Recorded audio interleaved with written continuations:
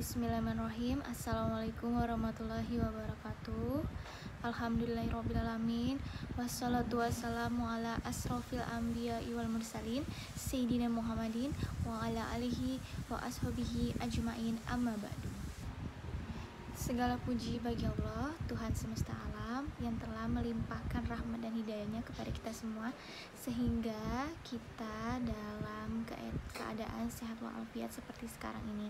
Amin ya rabbal alamin. Salawat serta salam tak lupa kita junjungkan kepada baginda Nabi besar kita, Nabi Muhammad SAW, dengan melafazkan Allahumma sholli ala Sayyidina Muhammad wa ala ali Sayyidina Muhammad.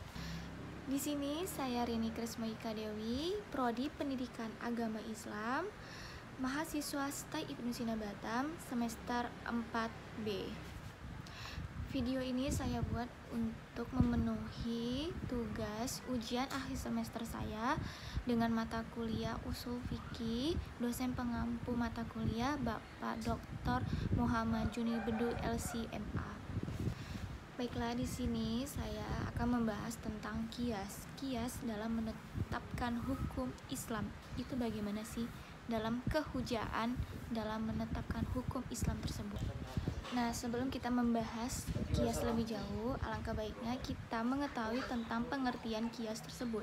Nah, pengertian kias ini ada dua hal atau ada dua pengertian yang menurut secara etimologi dan menurut secara usul fikih.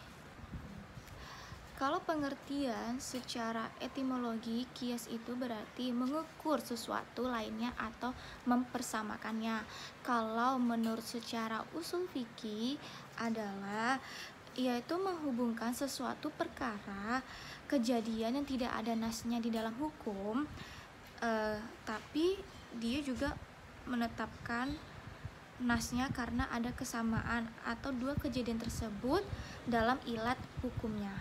Nah, kenapa sih kias itu penting dalam penetapan hukum Islam? Yang pertama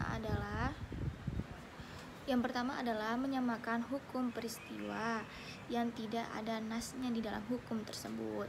Yang kedua adalah menurut jumhurun usliyun, ya disebut dengan ahli usul fikih, menyatakan bahwa mengisbatkan atau mengikutkan suatu hukum pada suatu hukum yang jelas karena kesamaan keduanya pada ilatnya, hukumnya pada yang diikutkan saja. Daripada itu, kias bisa kita artikan sebagai suatu perkara yang hukumnya itu syar'a tidak ada.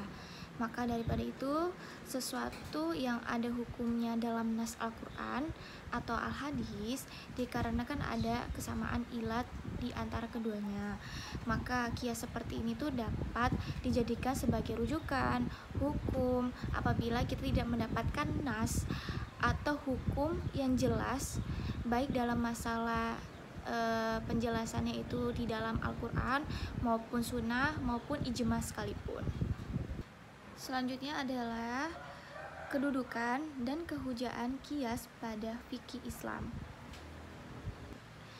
Jadi yang kita ketahui bahwasannya kias itu menduduki kedudukan hukum atau rujukan hukum yang keempat setelah Al-Quran, hadis, ijma, baru setelahnya adalah kias.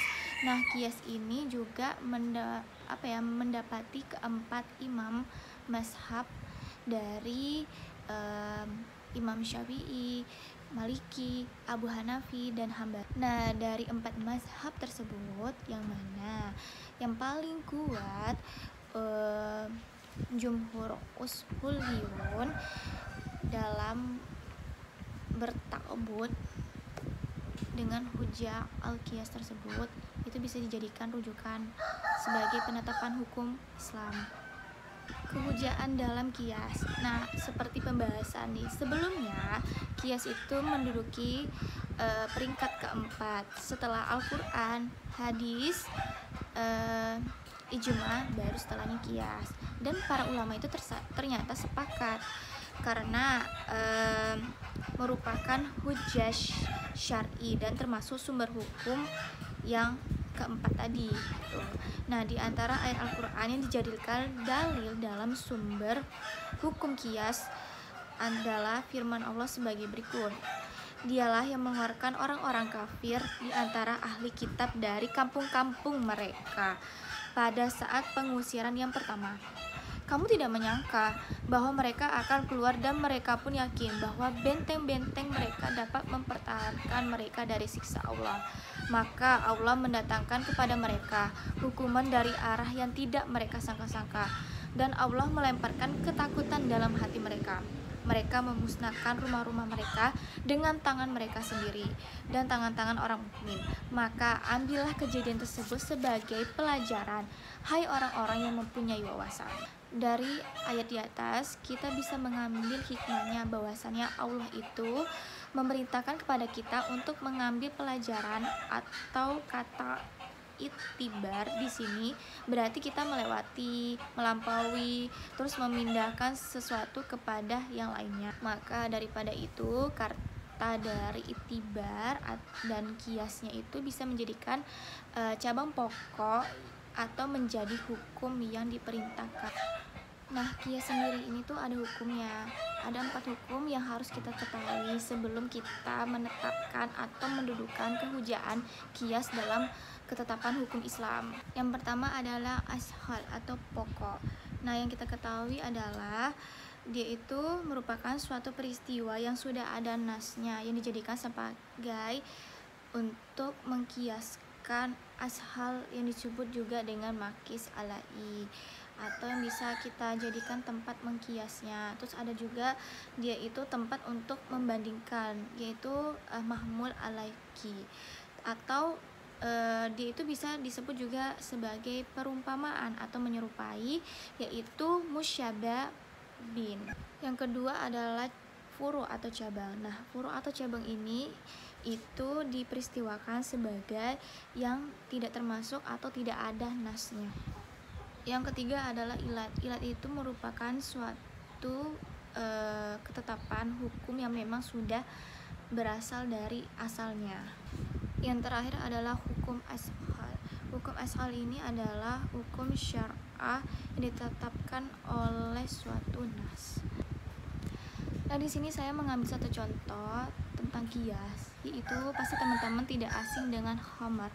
Khamar itu adalah minuman yang Allah haramkan, ya kan? Tetapi khamar tersebut ada nas yang menyatakan dalam Al-Quranul Karim, sedangkan ilatnya dari pengharaman adalah sifatnya itu memabukkan dan menghilangkan akal. Dengan demikian, maka jika kita menemukan sejenis minuman apapun, walaupun namanya bukan khamar, tapi sifatnya itu memabukkan dan menghilangkan akal, maka kita hukumi minuman itu sebagai minuman yang haram. Karena kias itu ditujukannya kepada khamar, sedangkan penghujaan dari ilatnya sendiri yaitu sama, yang berarti sifatnya itu memabukkan dan menghilangkan akal.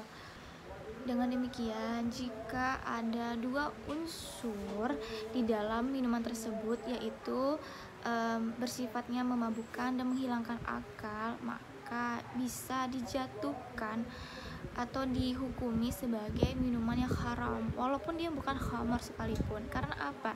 Penghujaan kias dan ilatnya itu sama, karena sama-sama tidak memberikan efek. Maka apabila lebih banyak mudorotnya daripada maslahatnya, maka daripada itu minuman khamar tersebut, atau bahkan bukan minum khamar sekalipun, bisa dijatuhkan haram. Mungkin itu saja yang bisa saya sampaikan dari video saya ini. Semoga bermanfaat untuk kita semua. Saya akhiri dengan billahi bisabilillah, fastabiqul khairat. Wassalamualaikum warahmatullahi wabarakatuh.